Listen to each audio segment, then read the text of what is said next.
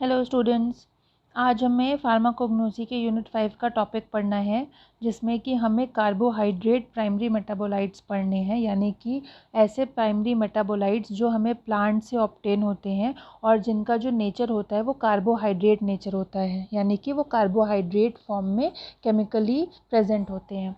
तो जो हमें पहला पढ़ना है वो हमें पढ़ना है अकेशिया। अकेशिया जिसका कि सिनोनिम होता है गम अकेशिया या फिर गम अराबिक या फिर बबूल या फिर इंडियन गम। ये आपने नॉर्मली देखा भी होगा, जो बबूल का पेड़ होता है उसके बबूल के पेड़ में जो उसका तना होता है, उसके तने से जो वाइट कलर का मिल्क जैसा सब्सटेंस निकलता है उसे कलेक्ट कर लेते हैं और उसे ही बोलते हैं गम अकेशिया।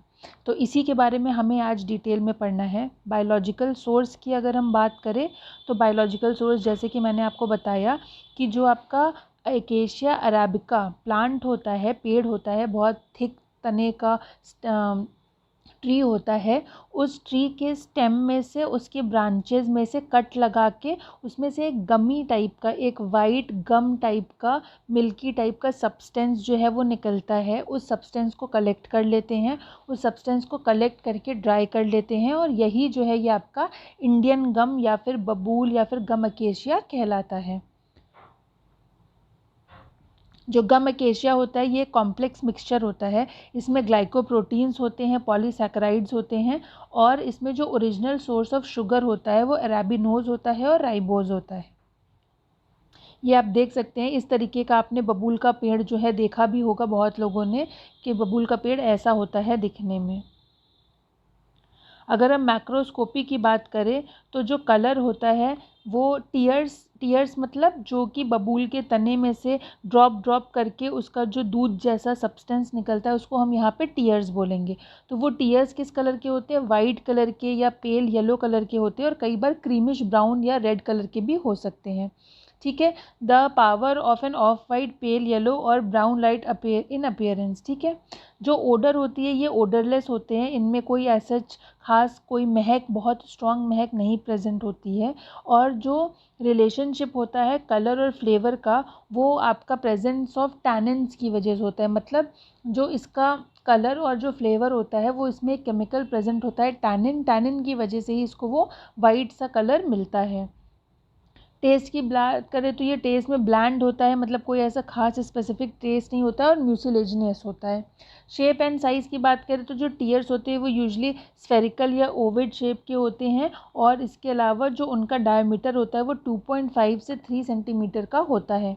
अपीयरेंस में जो टीयर्स होते हैं वो ओपेक होते हैं। ओपेक मतलब उसके आर पार नहीं देख सकते, ऑब्वियसली वो वाइट कलर के दूध जैसे होते हैं तो उसके आर पार नहीं देख सकते। और जो तने में फिशर या क्रैक्स हो जाते हैं, यानी कि जब आपका जो तना होता है वो उसमें किसी तरीके का कट आ जाए, क्रैक हो जाए, तो उसमें से जो आपका नेचुरली ये ऊज आउट होते हैं, ये नेचुरली उसमें से निकलते हैं और ये हमेशा ग्लॉसी होते हैं। ग्लॉसी मतलब ये शाइन करते हैं थोड़ा सा। कलेक्शन की अगर बात करें कि इन्हें कलेक्ट कैसे करते हैं, तो जैसे कि मैंने पहले कहा, gum is produce as a result of injury to the plant में किसी तरीके का कट है या कोई तरीके का फिशर आ गया है या किसी तरीके का क्रैक आ गया है, तो जो रेनी सीज़न होते हैं उसमें बार्क जो होते हैं, बार्क मतलब वो जो ट्री के ऊपर छाल होती है ना, छाल, उसको बोलते हैं बार्क।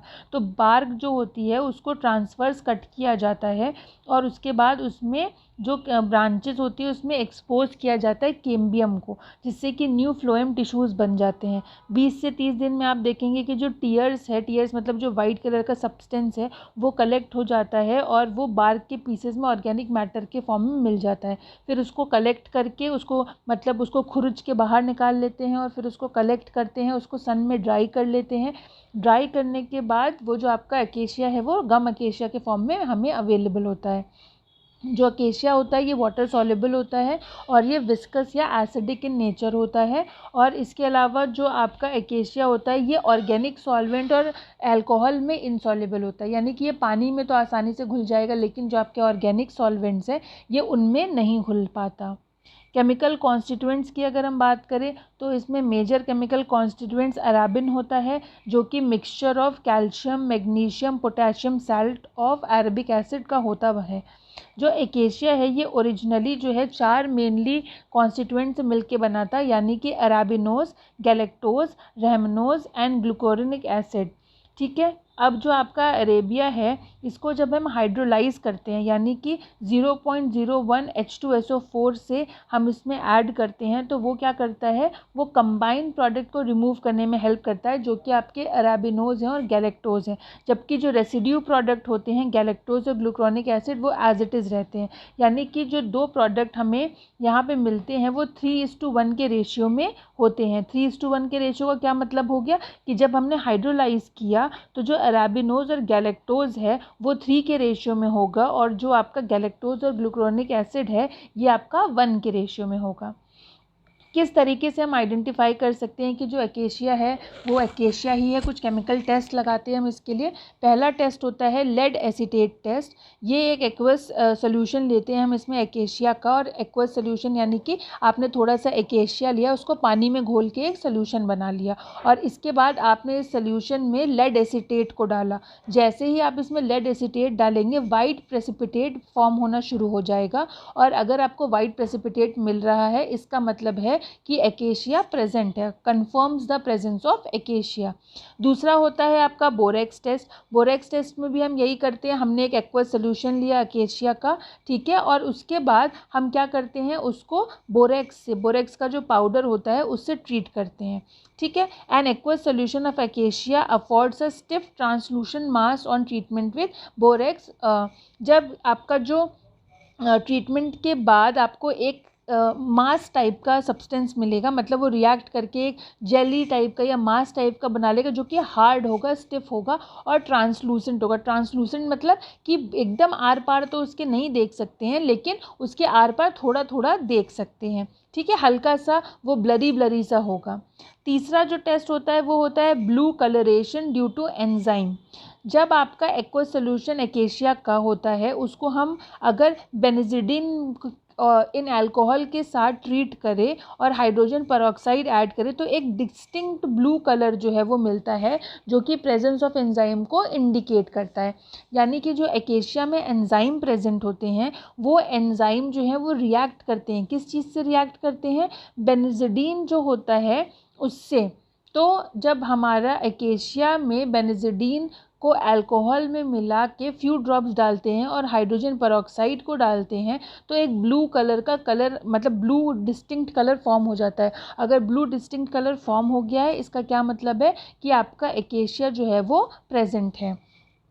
फोर्थ टेस्ट हमें जो पढ़ना है वो हमें क्या पढ़ना है, reducing sugar test. Reducing sugar test का क्या मतलब है कि अभी हमने ऊपर पढ़ा ना कि जो एकेशिया है उसमें रेबिनोज है, या फिर उसके बाद उसमें क्या कहते हैं आपके गैलेक्टोज है, फिर अराबिनोज है। तो गैलेक्टोज, अराबिनोज वगैरह जो है ये क्या है, ये एक तरीके के रिड्यूसिंग शुगर होते हैं। यानी कि अगर हम एकेशिया सोल्यूशन का हाइड्रोलिसिस करें डाइल्यूट HCl के साथ, ठीक है, तो ये जो डाइल्यूट HCl है ये आपके अगर रिड्यूसिंग शुगर प्रेजेंट है तो फेलिंग सोल्यूशन की प्रेजेंस में ब्रिक रेड कलर का प्रेसिपिटेट फॉर्म करना शुरू कर देगा। यानी कि आपका जो सोल्यूशन है अगर हम उसमें फेलिंग्स एजेंट डालें तो फेलिंग्स एजेंट से रिएक्ट करके वो आपको एक डार्क ब्राउन कलर का प्रेसिपिटेट देगा। वो डार्क ब्राउन कलर का प्रेसिपिटेट किस चीज़ का प्रेसिपिटेट होता है, क्यूप्रस ऑक्साइड का होता है। और ये क्यूप्रस ऑक्साइड आपके फेलिंग्स रिएजेंट में पहले से प्रेजेंट होता है, फेलिंग सोल्यूशन या फेलिंग रिएजेंट में। तो अगर आपके सोल्यूशन में एकेशिया है तो कलर ब्राउन होगा, अगर एकेशिया नहीं है तो कलर ब्राउन नहीं होगा। बात करते हैं यूजेस की। तो जैसे कि हमने पहले भी पढ़ा है कि जो म्यूसिलेज ऑफ एकेशिया है इसको एज अ डेम्यूलेसेंट यूज़ करते हैं। इसके अलावा फार्मास्यूटिकल इंडस्ट्री में इसको इमल्सिफिकेशन के लिए यूज़ करते हैं, थिकनिंग एजेंट की तरह यूज़ करते हैं। आपका जो टैबलेट्स होता है उसमें बाइंडिंग एजेंट की तरह यूज़ करते हैं। और इसके अलावा ग्रैन्युलेशन जब आपको करवाना होता है, ग्रैन्युलेशन मतलब कि आपको जो टैबलेट के कंपाउंड्स हैं या पाउडर है उनको साथ में बाइंड करवाना होता है, ग्रैन्यूल फॉर्म कराना होता है, तो एकेशिया एकेशिया का बहुत ज़्यादा काम आता है, एकेशिया बहुत हेल्पफुल होता है।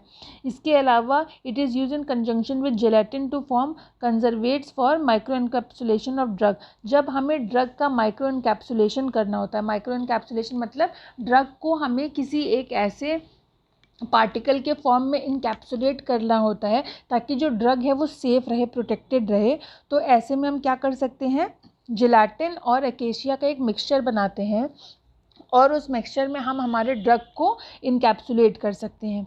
इसके अलावा ये कोलॉइडल स्टेबलाइज़र की तरह काम करता है, कैंडी और फूड प्रोडक्ट बनाने में बहुत हेल्पफुल होता है, क्योंकि कैंडी में आप जानते हैं कैंडी को एक चिपचिपापन चाहिए होता है, एक च्यूईनेस चाहिए होती है, जिसके लिए जो एकेशिया है ये बहुत हेल्पफुल होता है।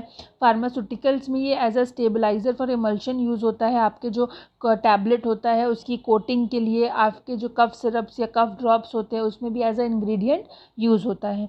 और इसके अलावा कॉस्मेटिक प्रोडक्ट्स में जो गम अरेबिक है उसको यूज़ करते हैं एज अ एडहेसिव। जो आप फेस मास्क या फेस पाउडर या फिर ऐसे कोई भी प्रोडक्ट यूज़ करते हैं, इसमें इनको यूज़ करते हैं टेंशन को रिलीज़ करने के लिए और उसको एक फ्लोइनेस देने के लिए, एक टेंसाइल स्ट्रेंथ देने के लिए। तो आज के लेक्चर में हमने पढ़ा कि जो हमारा गम एकेशिया है वो क्या होता है, बबूल या इंडियन गम होता है, जो कि एकेशिया अराबिका एक प्लांट होता है, ट्री होता है, जो कि फैमिली लेग्यूमिनोसी को बिलोंग करती है, उससे पाया जाता है। जो प्लांट का तना होता है उसके तने में क्रैक होते हैं या फिर कट लगा के उससे वाइट कलर का चिपचिपका दूब जैसा जो पदार्थ उसमें से निकलता है उसको इकट्ठा कर लेते हैं और उसको सन में ड्राई कर लेते हैं, उसी को कहते हैं गम एकेशिया। ये यूजली टेस्टलेस होता है, ओडरलेस होता है, कलर में ये वाइट, पेल येलो या फिर ब्राउनिश टाइप का हो सकता है। और इसके अलावा इसके टेस्ट के लिए हम लोग, इसमें जो मेजर कॉन्स्टिट्यूएंट होता है वो अराबिन होता है, और इसके अलावा जो इसके केमिकल कॉन्स्टिट्यूएंट होता है उसमें शुगर प्रेजेंट होता है। कौन कौन सा, अराबिनोज प्रेजेंट होता है, गैलेक्टोज प्रेजेंट होता है, रेमिनोज प्रेजेंट होता है, और इसके अलावा ग्लूकुरोनिक एसिड प्रेजेंट होता है। इसके टेस्ट के लिए lead acetate test, borax test, blue colouration due to enzyme test और रिड्यूसिंग शुगर टेस्ट, ये 4 टेस्ट जो हैं ये लगाते हैं। यूजेज में हमने पढ़ा कि इसको एज अ डेमोलिसेंट यूज़ करते हैं, इमल्शन के स्टेबिलिटी के लिए यूज़ करते हैं, आपके सिरप में, टैबलेट में यूज़ करते हैं, as a binding agent use करते हैं, कैंडी वगैरह में यूज़ करते हैं, कॉस्मेटिक प्रोडक्ट में यूज़ करते हैं, ठीक है, एज अ स्टेबलाइज़र यूज़ करते हैं। इसका बहुत सारा जो यूजेज है या जो इसका एप्लीकेशन है वो बहुत सारी जगहों पे पाया जाता है। इसके बेसिस पे हमें 4 क्वेश्चन करने हैं, वो क्वेश्चन आपके ERP पे दिए हुए हैं, तो आप लोग अपना क्वेश्चन कंप्लीट करके सबमिट कर दीजिएगा। Thank you so much students. कोई डाउट है तो आप मुझे पूछ सकते हैं।